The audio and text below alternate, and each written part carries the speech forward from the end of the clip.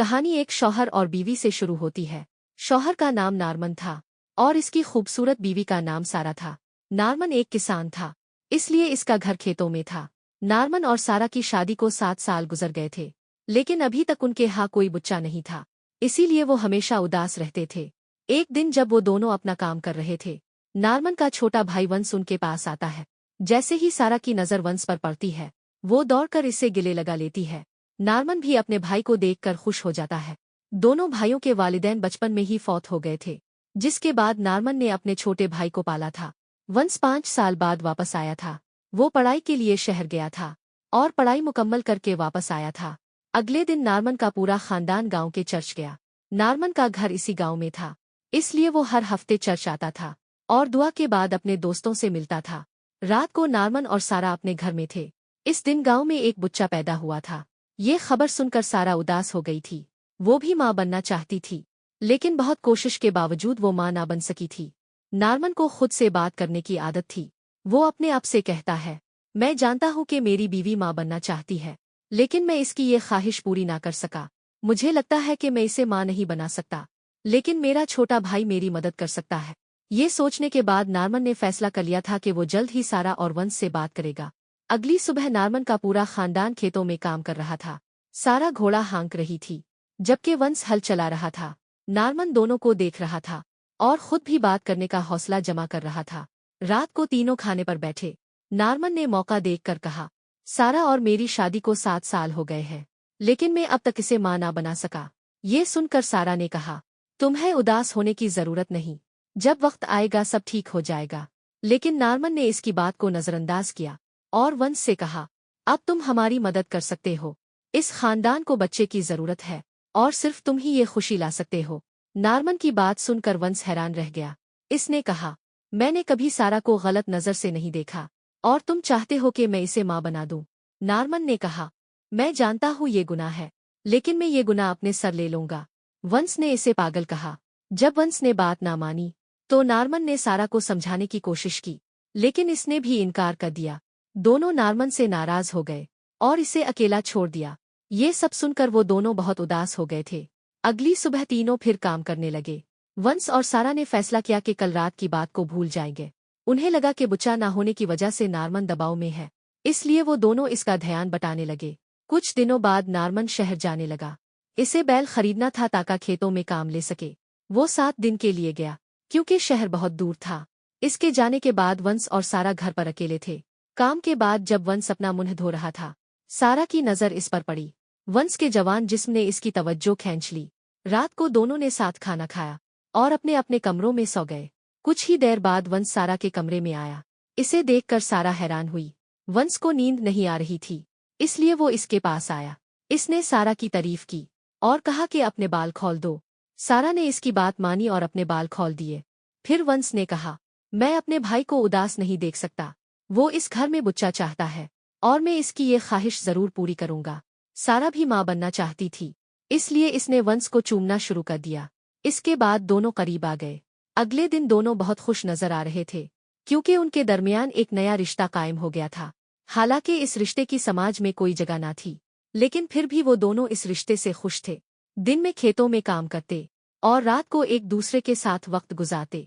कुछ दिनों में वंश को सारा से इतनी मोहब्बत हो गई कि वो इसे अपनी बीवी समझने लगा। फिर कुछ दिन बाद नारमन शहर से वापस आया। इसने पहले वंश से मुलाकात की और फिर सारा से मिला। वंश ने इससे बैल के बारे में पूछा, तो नारमन ने बताया कि बैल खरीद लिया है। बारिश की वजह से इसे स्टेशन पर रखना पड़ा। सुबह वो इसे ले आएगा। जब नारमन अपने कमरे में आया, तो इसे बिस्तर पर एक अजीब खुशबू महसूस हुई। दोस्तों, अगर आप इस वीडियो को देखते हैं, तो वीडियो को लाइक और चैनल को सब्सक्राइब करना ना भूली। ये खुशबू सारा की थी और नारमन ने फौरन पहचान लिया। अगली सुबह नारमन स्टेशन से बैल ले आया। वंश बैल को देखकर खुश हुआ। सब ने मिलकर बैल की देखभाल की। फिर सब खेतों में काम करने लगे। सारा भी खेत के एक हिस्से में काम कर रही थी। काम के दौरान अचानक इसकी तबीयत खराब हो गई। कुछ देर बाद जब दोनों भाई घर आए, तो देखा सारा लेटी हुई है।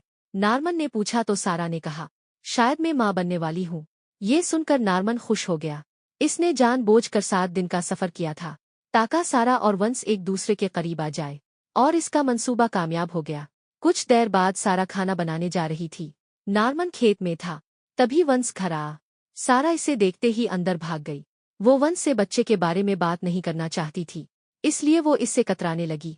वंश इससे शादी करना चाहता था और इसे शहर ले जाना चाहता था, क्योंकि सारा के बतन में इसका बच्चा था। सारा ने इसे साफ साफ कह दिया कि वो नारमन को नहीं छोड़ सकती। इसने वंश को समझाया कि वो माँ बनना चाहती थी और इसीलिए इसके करीब आई थी। अब वो नारमन को धोखा नहीं दे सकती, इसलिए आज के बाद उनके दरमियान कोई रिश्ता नहीं होगा। वंश इस पर गुस्सा नहीं हुआ, बल्कि खामोशी से इसकी बात सुनी। आधी रात को सारा ने नारमन को बताया कि इसके बतन में इसका बच्चा है। ये सुनकर नारमन खामोश रहा और सारा इसकी खामोशी देखकर हैरान हुई। नारमन सारा को हर खुशी देना चाहता था, इसीलिए इसने ये कुर्बानी दी थी। सारा ने इसकी खामोशी देखकर सब कुछ जान लिया। अगले दिन दोनों भाई 3 माह के लिए बाहर जा रहे थे। दोनों भाई एक और गांव में फसल काटने जा रहे थे। इस वजह से सारा को अकेले घर में रहना था। जल्द ही दोनों भाई दूसरे गांव पहुंच गए और वहां काम शुरू कर दिया। ये गांव नारमन के घर से बहुत दूर था, इसलिए दोनों भाई वहीं रहने वाले थे। दोनों को यहाँ से अच्छे पैसे मिलने वाले थे और वो दोनों ये पैसे सारा के बच्चे पर खर्च करना चाहते थे। पूरा दिन काम करने के बाद दोनों भाई सोने की तैयारी करते। कुछ दिन बाद सारा ने नारमन को खत लिखा। अगले दिन नारमन को वो खत मिल गया। रात को नारमन ने वंश को भी खत के बारे में बताया। वंश भी वो खत पढ़ना चाहता था, लेकिन नारमन ने इसे खत देने से इनकार कर दिया, क्योंकि वो खत इसी के लिए था। ये देखकर वंश नाराज हो गया और नारमन से लड़ाई करने लगा। इसे लगा कि नारमन इससे कुछ छुपा रहा है। नारमन भी गुस्से में आया और पहले इसे मारा, फिर एहतियात से इसे खत दे दिया।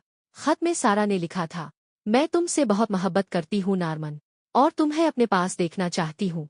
मैं तुम्हारी कुर्बानी को कभी नहीं भूल सकती। ये पढ़कर वंश रोने लगा। इसे भी मालूम हो गया कि नारमन ने ये कुर्बानी बच्चे के लिए दी है। कुछ माह बाद दोनों भाई वापस घर जा रहे थे। वंश शहर जाना चाहता था, इसलिए नारमन ने इसे शहर में छोड़ दिया और खुद घर की तरफ रवाना हो गया। शाम को जब नारमन घर पहुंचा तो सारा इसे देखकर बहुत खुश हुई। जब इसने वंश के बारे में पूछा तो नारमन ने बताया कि वो शहर जाना चाहता था। अब आहिस्ता आहिस्ता कई दिन गुजर गए और फिर सर्दियों का मौसम आ गया। एक दिन वंश नारमन के घर आया। सारा इसे देखकर बहुत खुश हुई। वंश त्योहार मनाने आया था, इसलिए वो बहुत सारे तोहफे लाया था। सारा का आखिरी महीना चल रहा था, इसलिए वो कभी भी माँ बन सकती थी। सारा और नारमन चाहते थे कि वंश उनके साथ कुछ माह ठहर जाए, ताकि तीनों मिलकर बच्चे का अच्छे से ख्याल रख सके। वंश ने दोनों की बात मान ली और तीनों ने मिलकर त्योहार मनाया। कुछ दिन बाद सारा को दर्द शुरू हो गया और जल्द ही इसने एक बेटी को जन्म दिया। बेटी को देखकर दोनों भाई बहुत खुश हुए। नारमन ने बेटी का नाम गिरी रखा। अगली सुबह सारा को बहुत तेज बुखार हो गया, जिसकी वजह से नारमन अकेला डॉक्टर के पास गया। इस दिन बहुत तेज तूफान आया था और नारमन इस खूनरेज बर्फानी तूफान में फंस गया। जब नारमन देर तक वापस न आया तो वंश को फिक्र होने लगी। अगले दिन सबके सामने नारमन की लाश पड़ी थी, क्योंकि वो तूफान में फंसकर मर गया था। तकदीर ने सारा को बेटी दे दी थी, लेकिन इसके बदले इसका शौहर छीन लिया था। वंश अब भी सारा से शादी करना चाहता था, लेकिन सारा अब सिर्फ अपनी गिरी पर तवज्जो देना चाहती थी, इसलिए वंश इसे अकेला छोड़कर चला गया। अब कहानी कई साल बाद शुरू होती है। सारा की गिरी बड़ी हो गई थी और इसका भी एक महबूब था। गिरी ने अपने महबूब को अपने वालिद और चचा के बारे में बताया। अब गिरी शहर पढ़ने जा रही थी। जाने से पहले इसने सारा से पूछा कि अगर मेरा सामना वहां वंश से हो जाए तो मैं इसे क्या कहूँ। सारा ने कहा, तुम इसे कहना कि हम तुमसे बहुत मोहब्बत करते हैं। और इसी के साथ ये कहानी यहीं खत्म होती है। कहानी अच्छी लगी हो तो वीडियो को लाइक और चैनल को सब्सक्राइब करना ना भूलिए। शुक्रिया। मिलते हैं अगली वीडियो में।